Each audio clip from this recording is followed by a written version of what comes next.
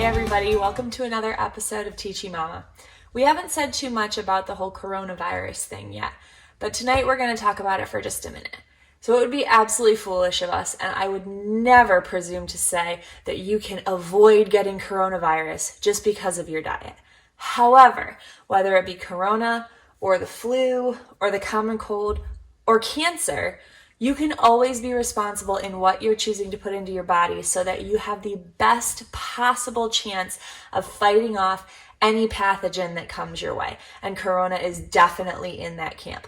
Obviously, nothing is a substitute for washing your hands and being careful and maintaining a good social distance. However, in the event that you do come into contact with this virus or any other virus, the best way to avoid contracting it and to give your body the best chance of fighting it off is to give your body what it needs, right? Right. Okay, so tonight we are going to make one of our absolute favorite dishes. We make it all the time. It's great as a main meal, as a lunch, as a side dish. And I've kind of been holding off on giving this recipe to you guys because it can be a little intimidating when you see all the different ingredients in it.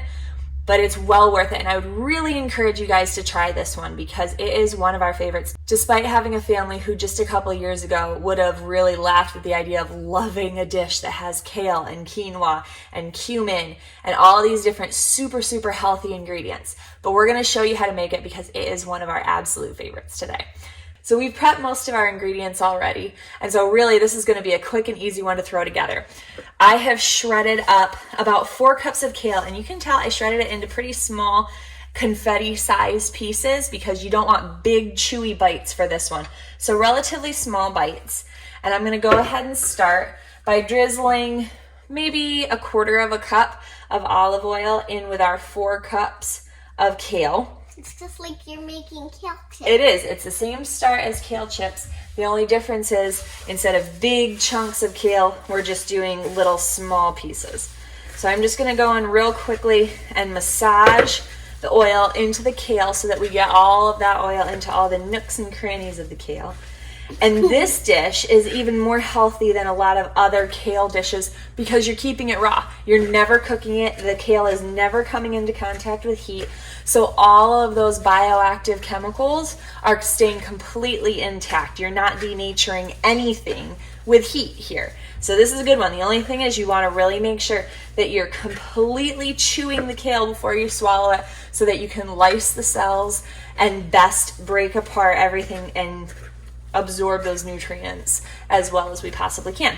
So I have massaged our kale with a little bit of olive oil. It looks good. I don't see any dry spots. So we're going to go ahead and add our other ingredients. Now, Like your hand. I know, I'm all gooey. So we actually call this our kitchen sink salad because you can add almost anything to this. In fact, I have a couple ingredients listed in my recipe that I don't even have today, but they are so good. So I'm going to show you how to do it with the ingredients that I have, but I'm going to tell you the extra ingredients too. So 4 cups of kale, 1/4 cup of olive oil. Now I have about 1/2 cup of raisins and 1 whole cup of diced red seedless grapes. As we all know, red seedless grapes are phenomenal for you. They are full of quercetin, which is a really important anti-angiogenic compound. So we're going to add them in whenever we can. Something that I don't have, I didn't have, Yummy. it looks super yummy. I didn't have oranges today, but one of our favorites to add into this is actual julienne orange wedges, big chunks of orange wedges. They go so well in this. They give you a nice extra acidity and sweetness at the same time. I actually don't have any oranges today, so instead of doing that, I am going to add orange oil. If you have orange essential oil, that goes really well too. But if you have oranges, chop them up, try to remove some of the membranes, and then you can also add the juice, add the zest, whatever you want from the oranges. I don't have any oranges today, so I am going to add about 10 drops of orange oil. Okay, and now I'm also going to add about 3 drops of lemon oil just to give it that extra punch. Same thing, you can add lemon juice, you can add lemon zest. Now we're actually going to go in with our cooked quinoa. So I have about 4 cups of cooked quinoa here, And It almost tumbled. that would have been ugly. Ugly. Super ugly. So I cook my quinoa in an actual bone broth that I buy from the store. Boxed broths are another thing that you have to watch out for. You wouldn't think of it, but most broths that you buy from the store have added sugar in them. So we go for a bone broth that has no added sugar, no added preservatives, and it's actually made from grass-fed beef or grass-fed chicken, whichever the case may be. So we're gonna add that right in. Now, Elena went out to the backyard and picked us about half a cup of chives. You can use shallots, you can use scallions, any kind of green onion. That looks yummy. Right? Any kind of green onion is gonna work perfectly for this. So about half a cup of that, and then we have a whole cup of chopped pistachios. They have a little bit less of that oily fattiness and just a flavor that really complements this kind of dish. It's a little more savory than most. Okay, now all we have left is to go in with some spices. So I'm gonna do about a tablespoon of cumin, which is another anti-angiogenic spice that is phenomenal for you. It's known to fight inflammation throughout the body. You can go a little heavier or a little lighter with this based on your own personal taste. We like cumin a lot, so I tend to go a little bit heavy. Another one, we're gonna do about a teaspoon of coriander. Coriander is actually cilantro seed that's been ground up. Another super healthy spice to add in whenever you can. Now we're gonna go in with our salt.